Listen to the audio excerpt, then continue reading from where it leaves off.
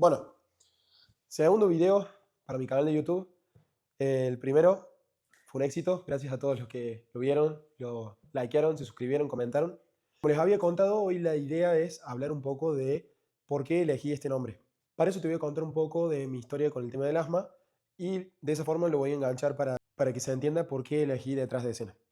Acabo de terminar de entrenar, por eso la facha. Como te conté el otro día, de chico siempre hice mucho deporte. Hasta los 25, 24, 25 años te diría que vida normal, súper súper bien en todo sentido desde el punto de vista de salud, o sea, ninguna complicación, no tenía asma, nada. Bueno, a partir de los 25 hago un viaje al exterior. Cuando vuelvo, empiezo con coma, con el local. Ese cambio en mi vida fue muy intenso, cambio, fue muy disruptivo por el cambio en la estructura. En ese momento, como conté el otro día, estaba trabajando en el gimnasio en relación de dependencia y también de forma como independiente, pero siempre con la prioridad sobre el gimnasio, haciéndolos personalizados y todo. Y cuando surge la idea de abrir el local, y empiezo con eso, cambio mucho porque primero me independicé totalmente desde el punto de vista económico, empecé a tener el local propio, con lo cual ya respondía con el sueldo de los empleados, el alquiler, en ese momento era mi primer alquiler, un montón de cosas muy como fuertes, importantes en ese momento de mi vida. Y bueno, como que sentí este cambio, como que estaba en una burbuja, en una zona de confort. Tenía tiempo para organizar toda esa vida de entrenamiento, de estudio, de dedicación con el trabajo. Y de pronto hacer este cambio implicó toda esa energía que yo le daba al mundo. De pronto todo eso se puso en un proyecto que fue Coma. Y ese cambio fue muy intenso. Entonces empecé a tener poco tiempo para comer. Entonces llegaba a casa y comía 2 rodajas de pan con un poco de fiambre. No quiero justificarlo porque siempre fui, de hecho hoy, o sea, proporcionalmente hoy estoy haciendo mayor cantidad de cosas que en ese momento. Me agarró tan de sorpresa o tan chico y sin experiencia previa, qué sé yo, que hasta que hice toda esa curva de aprendizaje, la cuestión es que en ese momento no podía organizar del todo. Y empecé a fallar en muchos aspectos. Empecé a fallar en el entrenamiento, empecé a fallar en lo que es la alimentación. No me encontraba todavía con la rutina que implicaba el negocio. Un mundo nuevo, entonces era todos los días aprender algo diferente y al mismo tiempo íbamos creciendo muy rápido. Era como estar en un auto de Fórmula 1 a 250 kilómetros por hora todos los días, todo el día. Y bueno, eso fue muy intenso, lo cual después lo trabajé un poco a nivel como de psicólogo, porque sentí como ese cimbronazo y hasta en un momento como que un poco me deprimí por esto de que no me lo estaba haciendo todo tan diferente a como lo venía haciendo, que nada, como que me movió el piso. Como ven, tengo el mismo setup, cuadernito para notas, café, todo igual, así que el equipo ganador no se cambia. Al tiempo de arrancar con coma, empiezo a tener síntomas de asma. Empiezo a ir a la guardia. Al principio no sabía que tenía asma. El síntoma era tos, era carraspeo, era falta de aire, pero yo no lo vinculaba estrictamente al asma porque nunca había tenido. Entonces era nuevo. Y hice una consulta con una neumonóloga y me dijo, ¿tenés asma? Y yo le dije, ¿cómo? O sea, ¿cómo que asma? Si nunca tuve nada. No, sí, que tenés asma. Bueno, no fue lo suficientemente pedagógico, no se tomó el suficiente tiempo para darle la profundidad o la importancia al tema. Yo tampoco entendí eso como algo, como un punto bisagra, porque digo, ¿cómo asma? Si siempre fui una persona súper activa y qué sé yo. Bueno, no le doy mucha bola a lo que me dijo esa doctora y cada cierto tiempo iba a la guardia y en la guardia me colocaban un decadrón y me iba a mi casa y estaba 15 días bien y a los 15 días volvía, me ponían otro decadrón y así. Esto que en un momento estuve como medio como deprimido, cuento esto porque tal vez a alguien que le pueda estar pasando le sirva. Yo me he dado cuenta porque volví a casa y nos iba re bien en el negocio y estábamos creciendo un montón y cada vez contratábamos más gente porque no dábamos abasto, literalmente no dábamos abasto. Pero volví a mi casa y volvía como vacío. Y bueno, era como que de pronto toda esta nueva vida giraba en función del negocio. Y entonces cuando salía del negocio y volvía a casa, me sentía vacío, justamente porque toda la energía la había dejado ahí. Se la había entregado a los clientes, la había puesto en los productos, la había puesto en que todo saliera perfecto. Entonces llegaba y llegaba liquidado. Entonces me tomaba un café así como este en el patio de casa, me sentaba un rato con mis perras y se iba el día. Se pasaban los días y yo no sentía nada superador. Insisto en que el negocio iba muy bien, o sea, no era un peso, porque lo primero que me sale pensar ahí es como, che, como qué raro. Teóricamente tenía lo que a mucha gente le hubiera gustado tener, que era éxito en el negocio que estaba emprendiendo. Sin embargo, me faltaba todo. Y entonces, bueno, empecé a fallar también en el entrenamiento justamente porque la sintomatología del asma mal controlada hacía que de pronto fuera al gimnasio y no sabía lo que me pasaba, no podía controlar la respiración, no podía mantener el ritmo de entrenamiento al que estaba acostumbrado a entrenar. Estaba desencontrado con el entrenamiento, con la comida estaba fallando totalmente por esto de de la falta de tiempo, de la desmotivación, pero sobre todo de la pérdida del hábito. Y era tal la magnitud de energía que ponía en el negocio que no me quedaba nada para mí, para lo que me hacía bien. La cuestión es que un día salgo de trabajar y me acompañó a Sofi, estábamos yendo a buscar el auto que estaba estacionado. Era una calle con una subida grande y me empecé a quedar sin aire. Entonces pasé por la guardia y dije, bueno, voy a la guardia a ponerme el decadrón de siempre y listo, problema solucionado. Cuando voy a la guardia me dicen, no, pibe, te tenés que quedar internado. Y ahí se me desfiguró la cara porque le digo, ¿cómo quedarme internado? Fue un peso muerto que se me cayó así, ¡pum! Me dice, sí, te tenés que quedar internado, tu oximetría está para atrás, la cantidad de oxígeno en sangre. Nada, me quedo internado, ahí estoy 2 días. Básicamente me estabilizaron con corticoides. Cuando mejoré la cantidad de oxígeno en sangre, me dieron el alta que fue a los 2 días. Desde ahí yo venía haciendo uso de corticoides en forma de comprimido, y de forma muy desprolija, muy descontrolada, sin saber el impacto del corticoide en mi cuerpo. Voy a estar dejando alguna foto de cómo estaba en ese momento porque estaba irreconocible. En ese momento no tomé nunca dimensión de cómo estaba, no tengo recuerdo de haberme visto así. Sin embargo, hoy veo las fotos y digo, wow, o sea, totalmente irreconocible. Y digo, ¿en qué momento pasó esto? Ahí conozco a mi neumóloga, con mi neumóloga, mi doctora actual. Empezamos un tratamiento diferente, que es un anticuerpo monoclonal, que es la medicación que contaba el otro día, que es una medicación, no importa la parte técnica, la cuestión es que es el tratamiento que hasta este momento me permitía hacer una vida medianamente normal, porque para el que no lo sabe, el asma impacta en todos los aspectos de tu vida. Sobre todo un asma muy descontrolado y con síntomas muy exacerbados, como es el que tengo. Cualquier cosa que vos pensás, lo tenés que pensar 2 veces. Por ejemplo, te invitan a andar en bici en el medio de la montaña, mejor llévate el inhalado, mejor sale a la gente que vas a ir a tu ritmo, tal vez no te puedes exigir como querés, tal vez estés muy pendiente, que es algo que me pasa mucho, que por ejemplo hago cualquier actividad, salgo a correr, muy pocas veces puedo disfrutar de la corrida. Después, cuando termino, la satisfacción es total porque se me juntan las dos cosas. La satisfacción por el correr, pero la satisfacción también de haberme superado, de haberme puesto en ese lugar, con todo el peso que implica controlar la respiración, no pasarte de rosca con el ritmo porque se te va el aire y no volvés y no bajas las pulsaciones y tenés que frenar porque te ahogas. Es complejo desde ese punto de vista. Entonces, lo que mucha gente hace con cierta naturalidad, una persona con asma no, tiene que pensar 2 veces todo. Por ejemplo, entrenamiento tipo CrossFit, y yo tengo que pensar cómo lo encaro. Si bien las personas que se dedican a ese tipo de entrenamiento lo hacen y hacen una estrategia para encarar el entrenamiento, cualquier persona diría, bueno, dale, vamos, arrancamos. Yo no tengo que medir en dónde me puedo pasar un poco de rosca porque sé que es más fácil, y o sea, dónde puedo apretar un poquito más y dónde voy a tener que soltar un poco porque si no, no puedo mantener el ritmo y es contraproducente. A lo que voy es que para el que no tiene asma es difícil de entender. Con el running creo que me parece lo más fácil. Básicamente es, si no tenés experiencia en running y empezás a correr y salís a correr, y va a ser un momento que no te va a dar el aire. Eso es lo que le pasa a alguien que tiene asma siempre, en todo. Hace un rato entrené hombros y brazos. Es un grupo muscular muy controlable, es muy chico, no tiene tanta incidencia o tanta carga desde el punto de vista respiratorio.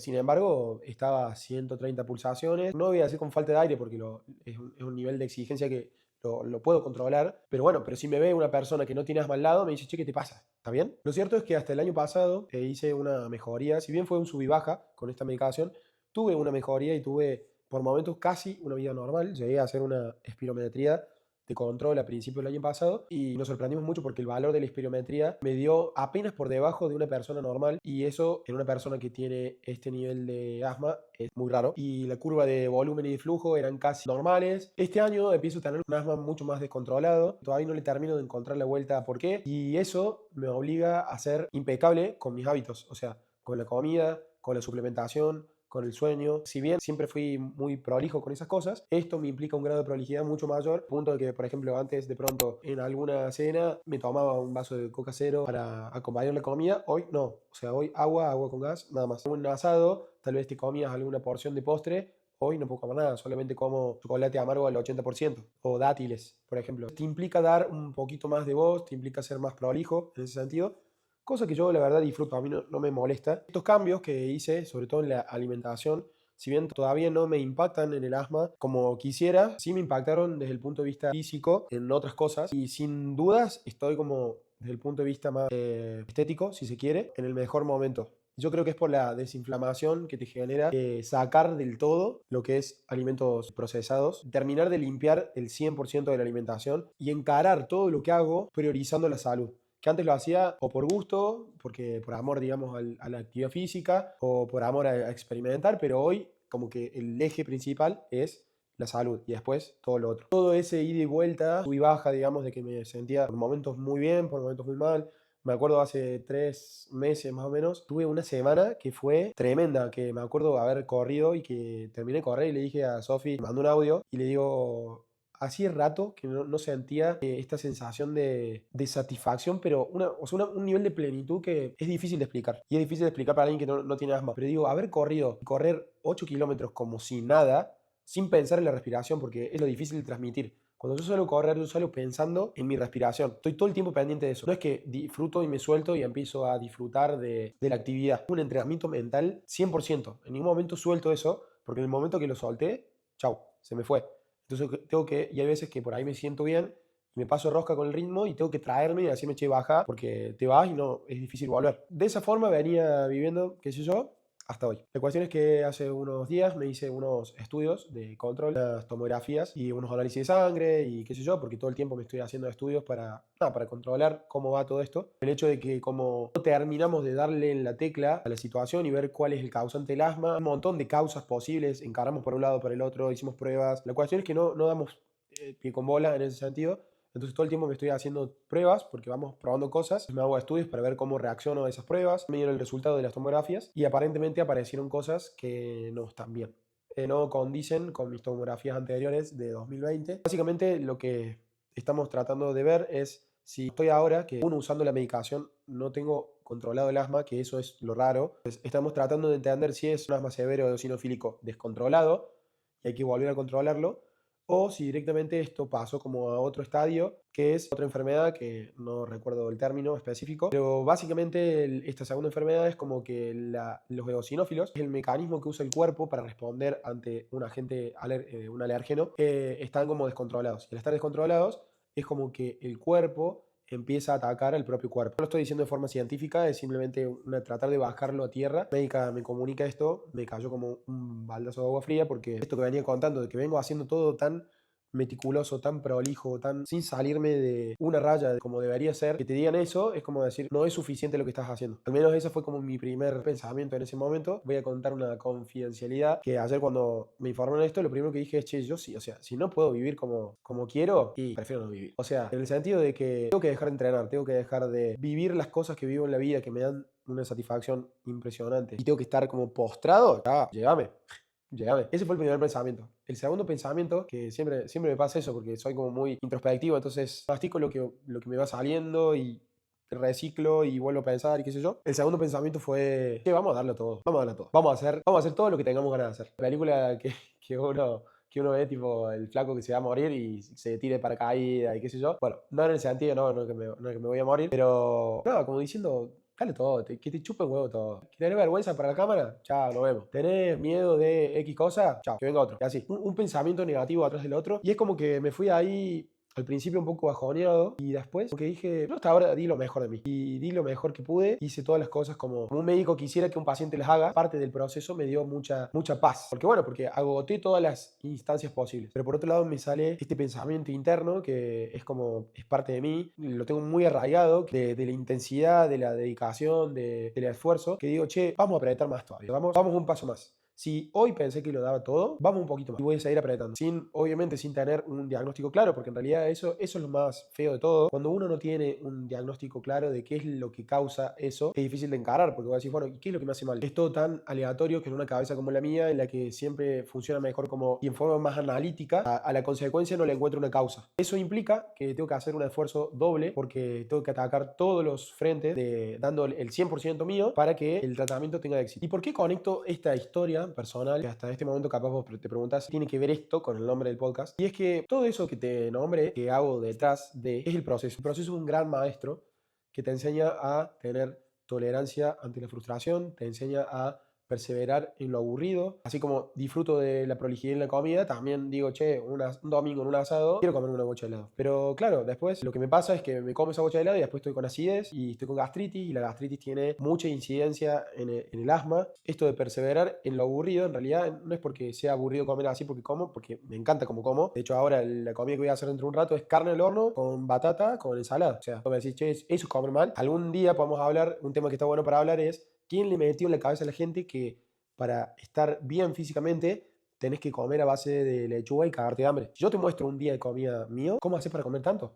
Y yo hay días que no, o sea, no puedo comer más. Eso está bueno para un video. Hablar de quién le metió eso en la cabeza a la gente y cómo podés construir una alimentación que sea sostenible, que te haga ver bien, pero que también te haga sentir bien. El asma influye en tantos aspectos de tu vida que termina construyendo tu propia identidad. Y en realidad todos los procesos construyen identidad. Porque vos no sos el resultado que logras, sos en lo que te convertís para llegar a ese resultado. Y eso es lo más enriquecedor. En un atleta, por ejemplo, que se prepara para una competencia, vamos a, por ejemplo, alguien que hace powerlifting o weightlifting, levantamiento de pesas. Y el tipo se prepara toda su vida para hacer una repetición que dura menos de 4 segundos. El tipo puede fallar o puede lograrlo, pero la construcción de esa persona a lo largo del tiempo, encarando entrenamiento,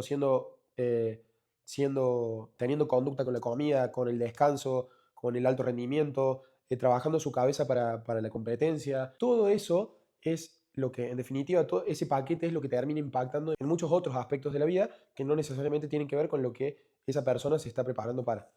En este caso, para una competencia de un deporte. A eso es a lo que quiero apuntar con todo esto, porque el proceso es la pata invisible que sostiene a lo visible. Y hoy, por ahí pasa que con el tema de las redes sociales, todos decidimos mostrar ese 1% que es la cara linda o estética o prolija, pero nadie te muestra el proceso real, crudo, tal cual es. Y de eso se trata este podcast, de resignificar el proceso. Un poco lo hablé el otro día en el primer video, resignificar el valor del proceso. Hay veces que, la mayoría de las veces, no te podés saltear el proceso, porque si te salteas algún paso, no sé si te ha pasado, ponérmelo en los comentarios, si alguna vez quisiste saltearte algún paso del proceso y te salió mal. Hay veces que el proceso es tedioso, es aburrido, hay veces que es increíble, que el proceso sea un sub y baja de emociones. Pero hay mucha gente que te dice, ¿cuál es la fórmula?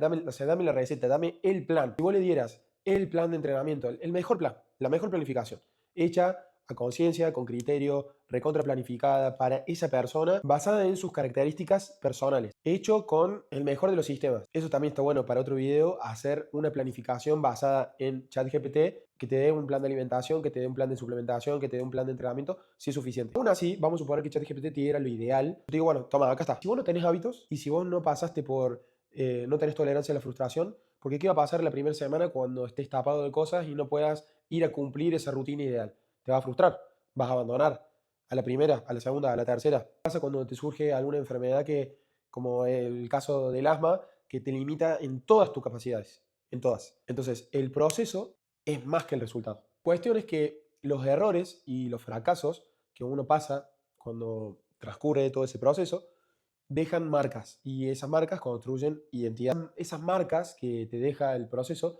termina siendo tu firma personal, que es tu historia, básicamente. Cuando vos empezás a andar ese camino, te das cuenta que el proceso en realidad te da una confianza real. Esa confianza de saber que el éxito no depende del resultado, depende del camino que estás transitando y de las herramientas que te estás llevando. No es fe ciega, es evidencia, porque ya lo viviste, ya lo hiciste. Cuando lo entendés de esa forma, empezás a ver que lo que antes eran amenazas, porque uno vivía el proceso y las cosas que pasan en el proceso como obstáculos, en realidad te das cuenta que es parte del camino. Y que después de una mala viene una buena. Y después de una buena capaz que vienen dos malas, pero después viene otra buena. Y todo se va acomodando. Y lo más importante para mí del proceso es recordar siempre que lo que haces todos los días es lo que forja el carácter. El proceso tiene algo muy particular, que es un detector de capacidades. Al ponerte a prueba, lo que hace es ver si sos disciplinado, si sos capaz de adaptarte, si sos lo suficientemente perseverante que decís que sos para lograrlo, y en consecuencia te da valores. La paciencia, la humildad, porque cada vez que vos crees que podés y te das cuenta que no podés por X cosa, te enseña a ser humilde y a ver que todavía tal vez te falta seguir transitando ese camino. Ya, a mí me pasa con el tema del asma que cada limitación a la que me enfrento es un recordatorio de la resiliencia que esto me genera. La experiencia te va como retroalimentando y diciendo, ves que podés, ves que podés, ves que podés. Pero obviamente eso no es gratis y no quiero que se confunda el mensaje porque no es una cuestión de sentarte a flotar en el proceso. Hay que mover el culo. No queda otra. Tenés que darlo todo. Todo y más. Tenés que apuntar a la excelencia, tenés que apuntar al profesionalismo. Una frase que dice, apunta al infinito y seguro, pero seguro vas a caer lejos. Y es un poco eso. Para cerrar un poco este segundo video, la idea es esto, de contar por qué el podcast. Ya después ya tiré en el video pasado, si no lo viste, míralo, algunas ideas de contenido. Esta semana voy a hacer alguna votación en Instagram para ver qué temática les gustaría que salga en alguno de los próximos videos. Pero bueno, pero lo más importante para mí es revalorizar el proceso, mostrarlo tal cual es, mostrar que uno a veces se equivoca, a veces le erra, a veces sale bien, a veces sale mal, a veces te pasa que venías haciendo todo tan prolijo que vos decís, che, le voy a ganar a esto del asma, y de pronto te llegan 2 tomografías y te dicen, flaco, no alcanza, hay que hacer un poquito más. Entonces, eso pasa. La idea es que esto sea un lugar, encuentres herramientas para transcurrir ese proceso. Hay una frase que yo se la vi a Charlie, seguramente es una frase conocida, que un tipo se cruza con un gurú y le dice, flaco, ¿a dónde está el éxito? El gurú le dice, para allá. El tipo empieza a caminar, lo muele la pala. Y entonces vuelve y le dice, ¿a dónde me dijiste que está el éxito? Para allá. Le vuelve a señalar el mismo lugar. Entonces el tipo encara para el mismo lado y lo caga a palo. Y vuelve. Lo reputea y le dice, ¿me puedes decir dónde está el éxito? ¿Me mentiste? Allá. 1 metro más adelante de las piñas. Bueno, exactamente eso. Entonces, no hay que tenerle miedo al proceso, hay que encararlo de forma inteligente y la idea es que este podcast te ayude, ya sea a partir de cosas que me pasan a mí y las muestro tal cual son para no mostrar lo solemne, lo perfecto, sino justamente lo real. Y tal vez eso te motive a vos a transcurrir ese camino desde otra perspectiva, porque creo que la clave está en el cambio de mentalidad cuando uno hace las cosas. Si uno las hace como si fuera una carga, es un tema, pero si vos las haces sabiendo que esto es parte del juego y son las reglas del juego y no hay forma de saltarte las reglas, es así.